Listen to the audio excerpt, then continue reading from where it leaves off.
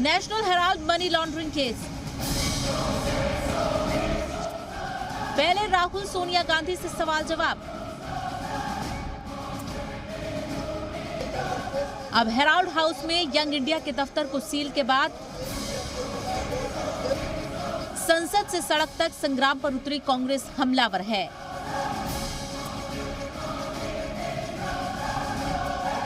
आज राहुल गांधी ने मोदी सरकार पर निशाना साधा और कहा, डरकर नहीं, लड़कर जीतेंगे। देखिए, आप नेशनल हेराल्ड की बात कर रहे हैं। देखिए, ये पूरा इंटिमिडेशन का अटेम्प्ट है। ये सोचते हैं कि थोड़ा सा मतलब प्रेशर डाल के हमें चुप कर देंगे। हम चुप नहीं होने वाले हैं। जो इस देश में नरेंद्र मोदी जी, अमित शाह जी कर रहे हैं लोकतंत्र के खिलाफ, उसके खिलाफ हम खड़े रहेंगे, चाहिए कुछ भी कर दें। वहीं हेराल्ड पर हमलावर कांग्रेस पर बीजेपी ने भी निशाना साधा और पूछा, जब कुछ नहीं किया तो जांच से डर क्यों नहीं है?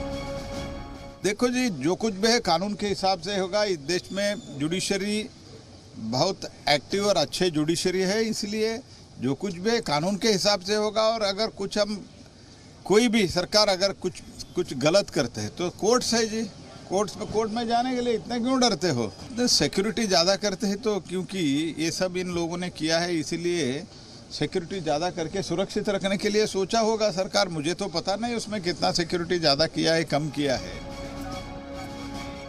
इस बीच संसद में ईडी एक्शन का मुद्दा उठा। पहले कांग्रेस ने यंग इंडिया का दफ्तर सील करने पर लोकसभा और राज्यसभा में जमकर हंगामा किया और जैसे संसद की कार्यवाही शुरू हुई, हंगामे की भेंट चढ़ गई।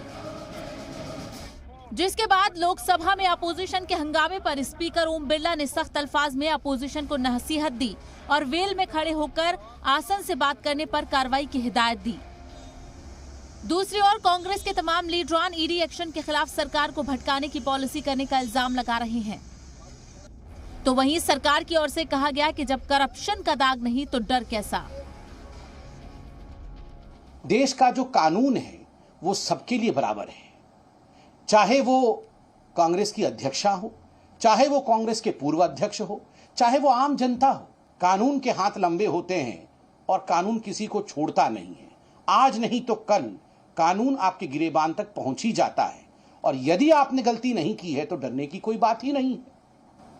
अगर वो सरकार चाहती है कि ऐसे चीजों में इन्वॉल्व नहीं होना, तो खुद निष्पक्षपात से वो अपना काम करती। लेकिन वो इतने जल्दबाजी में हर चीज कर रहे हैं, इसका मतलब यही है कि कांग्रेस को बदनाम करना और कांग्रेस को डिमोरलाइज करना और जो बीजेपी के विरोधी दल है उन दलों को खत्म करने की कोशिश वो कर रहे हैं। ये पूरा मामला जांच एजेंसी के साथ साथ सियासी शहमात का खेल भी बनता जा रहा है। कांग्रेस ने 7 लोक कल्याण मार्ग यानी पीएम हाउस के बाहर 5 अगस्त को एहतजाज करना चाहती है, लेकिन यहां भी कांग्रेस को दिल्ली पुलिस ने एहतजाज की इजाजत न देकर झटका दिया है।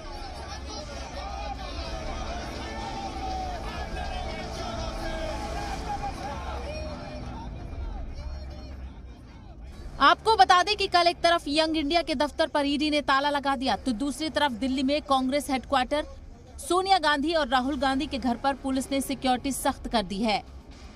सवाल ये कि पूछताछ और यंग इंडिया के दफ्तर को सील करने के बाद ईडी का अगला कदम क्या होगा? ब्यूरो रिपोर्ट, जी मीडिया।